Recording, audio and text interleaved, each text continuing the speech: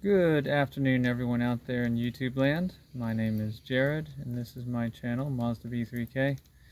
This is going to be a new video series I call FYI, or For Your Information, where I'm not really doing a repair or anything, but I'm kind of just pointing some stuff out that might be useful to know as you are looking at fixing things and maintaining things.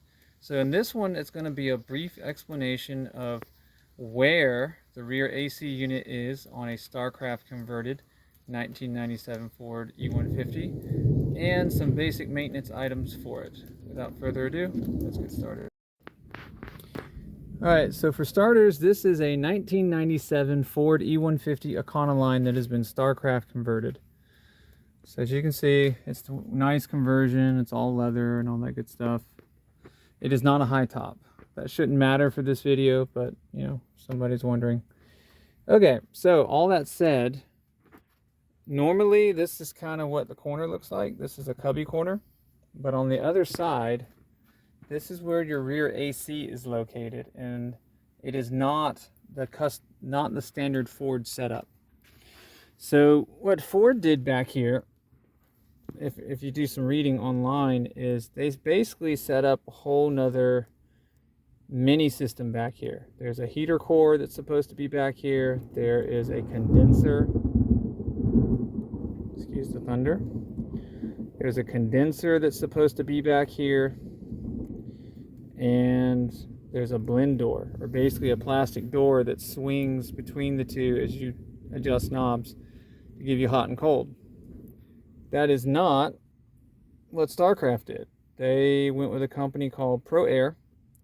And what ProAir did is installed a combination unit. So you have, here's your blower, and then inside of here is a combination heater core and condenser.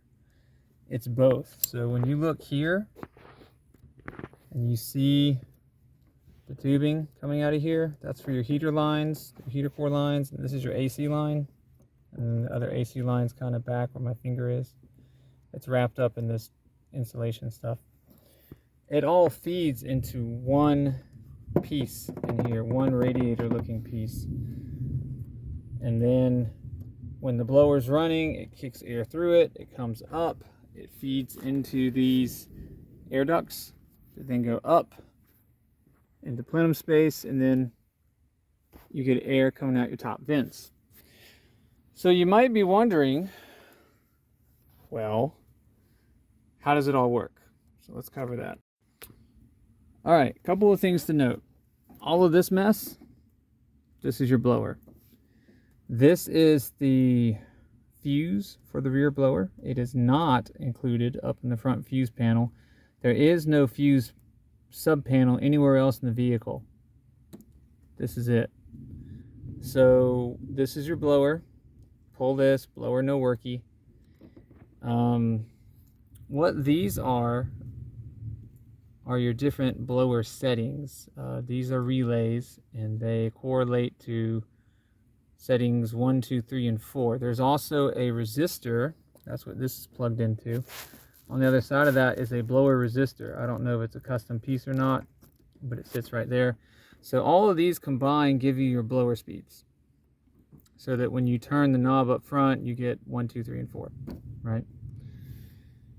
And then we can talk about the heating and cooling. As I mentioned already, it's a combination unit in here. But you may be asking, well, how do they control hot and cold if you don't have a plastic door that will bypass one or the other when you're using it? And how they did it is, there is, to control the amount of freon going back here, there's an expansion valve right here. That's what this is. And it's essentially a thermostat. And it has a temperature probe that is, it's kind of hard to see, but it's wrapped around the low pressure side of the AC system. So the idea is it takes the temperature there, and this is all mechanical, by the way. The temperature comes up here, and this is like it's kind of like a fan clutch. So if it heats up, Up here, the valve opens up. It allows more freon into the system. As it cools down, the valve closes up, less freon comes in the system, and in that way it regulates the flow of freon gas into the system to keep your AC at the Goldilocks zone, so that it actually works and you're not hot, but it doesn't put too much freon in and then ice up, which would kind of stink. So that's what's going on here. Now you may be asking yourself, again, well, how do you make it hot or cold? Because what I've just described is, if it's doing full cold and full heat, you shouldn't really be getting anything out of here. It should just be kind of blah. How they control it is via I call it a coolant control valve that is actually located under the vehicle. All right, so this is right at the driver's frame rail, right behind the front driver's door. And you can see this is where your AC comes through, right?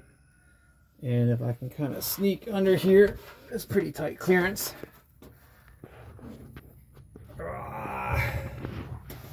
You have right there, oh interesting, it's a 2-to-1 valve. Whoops, at least that's what it looks like.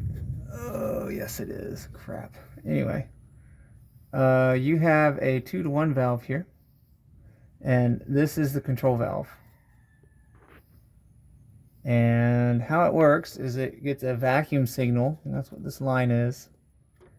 And when you turn the temperature knob up there, it actuates this diaphragm, and it controls how much coolant actually gets back here.